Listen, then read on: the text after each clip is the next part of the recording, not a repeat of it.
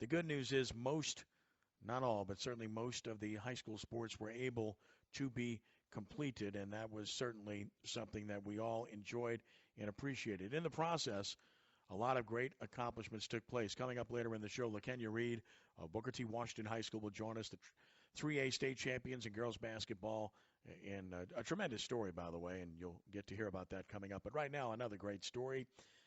In prep football this past year, Archbishop Rummel went 13-0, captured the Division I state championship, just one of the great defenses in Louisiana prep sports history, and that's not overstating the case, having watched them play on a regular basis. Joining us now is a pretty good story himself, the head coach of the Rummel Raiders, and he did this in his first year on the job as head coach, Nick Monica. Nick, listen, great to have you with us, and welcome to the show. Congratulations, and I hope you're well in these unusual times.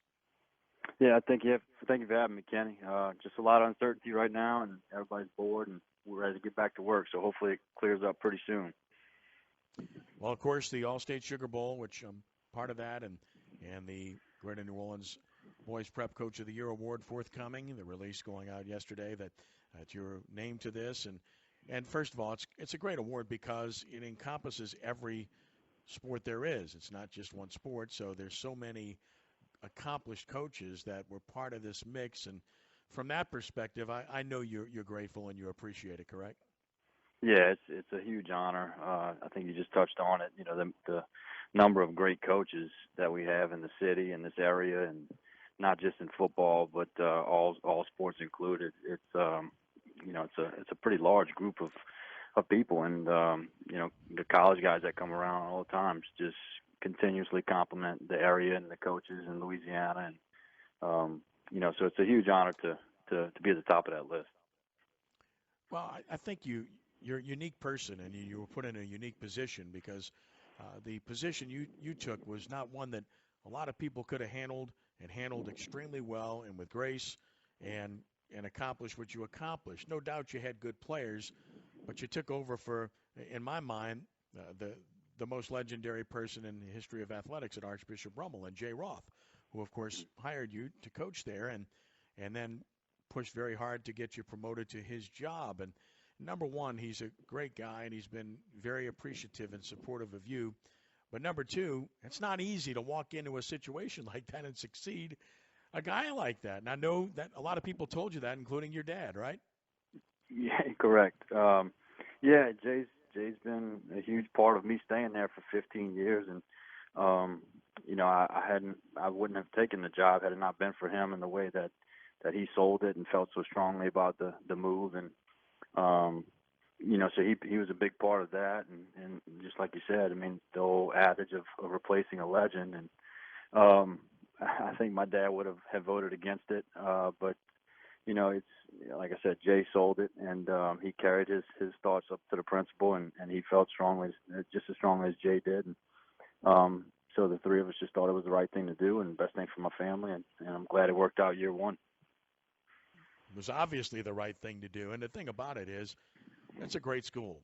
I know a little bit about it, and it's a great job too. And that job would have been one that the whole state would have been interested in, I would imagine, despite the fact that they would be succeeding Jay. So I know that you completely understand that because for people that don't know, Nick has been at Rummel since 2006. I mean, he's been there for a long time. So if anybody understands the landscape of that fine school, it's Nick Monica. Yeah, it's been it's as proud of a program as it is, and a school, and with their tradition, and it's actually an honor. Somebody pointed this out to me, but I've been able to be a part of all of the, not just the state championship teams in the history of football program, but even the ones that were able to make it to the Dome the first time there, and it's just been a huge honor, and to be a part of only the second undefeated team in the history of the school with all the success it's had. It's a proud accomplishment. Visiting with Nick Monica of Archbishop Rummel, who will receive the Allstate Sugar Bowl Greater New Orleans Boys Prep Coach of the Year on the heels of receiving the same award from the Greater New Orleans Quarterback Club, which I run, and richly deserved. You go back to this season, and seasons are split up into segments, and I know that's the way coaches look at things. And in your case, you had the traveling to do early on, and a whole bunch of that, and then you, of course, had district, and then you had the playoffs, which in your division happens to be district by and large, unfortunately. But you go back and look at the season to go up to Charlotte, North Carolina, play with their rules, with their officials, and win that game 7-3. That had to tell you something right there about what this team could be, correct? Yeah, and it's funny you talk about breaking down the season. I felt like the week one game was its own separate season with the travel and flight arrangements, hotel rooms, deals. So that was a headache in itself. But to play a three-time defending champ on their home field, it was pretty great atmosphere, good program, and the way our kids were able to hang in there and pull it out, like you said, against a lot of adversity, it was pretty impressive and kind of got us off and gave us a little confidence and got us going in the right direction. Yeah, you win the game against Oak Grove over in Mississippi by the same score, 7-3. Then you come home, and I had done the game between Ruston and Airline up in Ruston at Louisiana Tech, I guess about a week before that or so, and I was impressed with Ruston. I thought they were a big, physical, strong, come-at-you football team, and they beat Airline, who turned out to be a really good 5A team, and beat them convincingly that night. And I'm thinking, man, this is going to be a heck of a test for Rummel, and you go out and beat them 41-0. You know better than I do. I thought that was maybe as complete a game as your team played all season long. Yeah, I agree. I think you and I talked about it both before and after the game, and very, very impressive looking team, and not a great matchup for us, believe it or not, with the size that they had and our little guys up front. But probably the most complete game we played all year, and I still say to this day, the score doesn't show it, but one of the better teams we played all year, and Coach does a good job up there, and not really excited about having them back on the schedule this year. Yeah, I was going to say, Charlotte Catholic comes here, you go to Ruston. Nice job. You need to get that AD to change your schedule, man. Get on his case and let him know. Nick Monica, the head coach of Rummel, joining us. Of course, in district play, I mean, there were a lot of games to point to. I thought the win over Brother Martin was probably the most complete district game you played during the regular season. Yes, and we had a little 3-game stretch there with Ruston, and I know we were 3-0 going into that game, but our offense had some O-line injuries, missing a tight end. That was a big part for us. And just a couple things and a new starting quarterback. We had to put some things together offensively. And I thought weeks 4, 5, and 6 were our most complete games, until we got towards the latter part of the season. But, Brother Martin being one of those. And I think that was when things kind of became real that, we could be a really, really good team, when we show up like this. Being able to overcome adversity when you play St. Aug, you have to move the game at the last minute to the West Bank, and they were not a good matchup for you. They proved that twice, very difficult to beat, but you overcame and you found a way to win. Then you had the John Curtis game where you could have been down 3 scores in that game, and you're not. And then, as always, that number 5 makes a play and kind of gets things going for you and turn that game completely around. That second half of that game, your defense was fantastic. And then ultimately, when it ends up the way it ends up in overtime, and was there any doubt that they were going to go for 2? As soon as they scored, I thought surely they were going for 2. Did you feel the same way? Yeah, we did.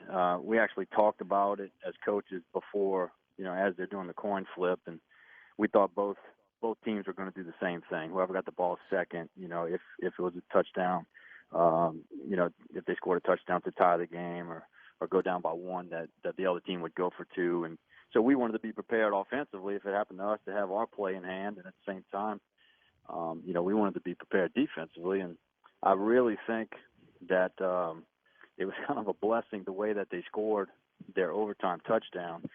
We blow the assignment and didn't account for the quarterback. And, so when they called timeout, it gave us a chance to talk about it. And we knew who was going to hold the ball there. We knew Guggenheim was going to keep it. And, he tucked it a little tighter. But I think the blown assignment actually helped us because why wouldn't you come back and make them account for it again, So, but, that 2-point conversion, I think, summed up the team. And you talk about adversity. I think we had 6 games decided by 4 points or less, and quite a few of those games we were losing or fell behind early, and just found a way to keep fighting and make something happen. Of course, the playoff games, you get the real pleasure of having to play good district teams all over again, and the St. Augustine game was as gut-checking as it got. You had some illnesses during the week. They were good, and they played great, and they had a good game plan, and they did everything but win the game. But great teams find a way to win. That's exactly what happened in that game.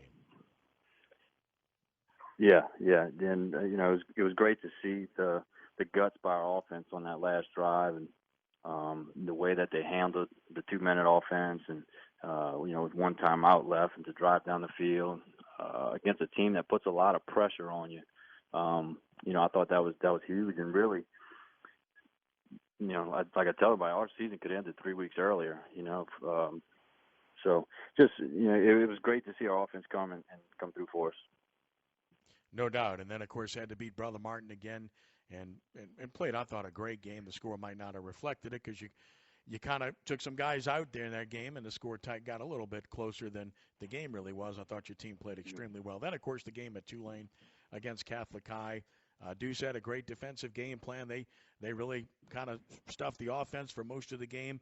But I kept talking with Phil Greco during the game and saying, this defense just isn't going to let them lose, talking about the Rummel defense. And that's kind of what happened. They just weren't going to let you lose. They bent, but they wouldn't break. They wouldn't break. They wouldn't break. They wouldn't break. And then finally make a play. And once that happened, we looked at each other and said, yep, this can happen. And surely it did. Great game, great atmosphere, great win.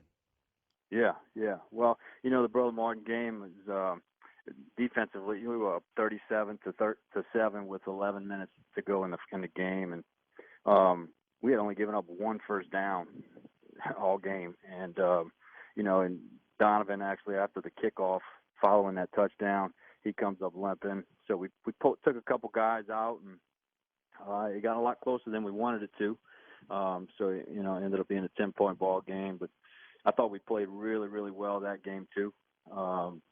And then the state championship game was just like you said, our defense.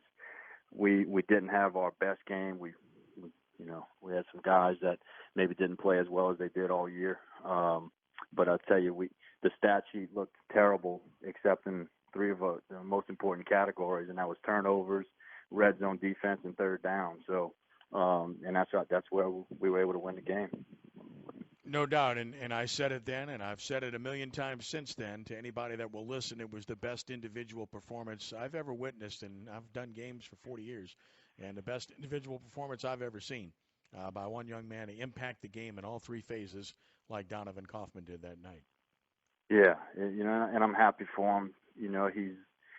He's a better kid than he is a football player, and he's exactly what you look for in a student athlete, and a kid that's going to represent your school, and it couldn't have happened to a better kid. So what an incredible season, capped off with the award from the Allstate Sugar Bowl, which is richly deserved.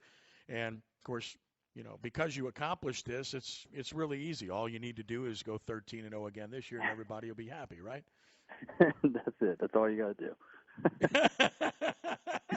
Good luck with that, man. I know you'll do a great job, and you've done a terrific job, and it couldn't happen to a better guy, and a great school. And listen, Nick, I appreciate the time. Keep up the great work, and let's all hope we're talking football soon and you get some kids back and you can actually do some work. Yeah, I think that's what we're all pulling for right now. So everybody's got their fingers crossed and chomping at the bit to get started.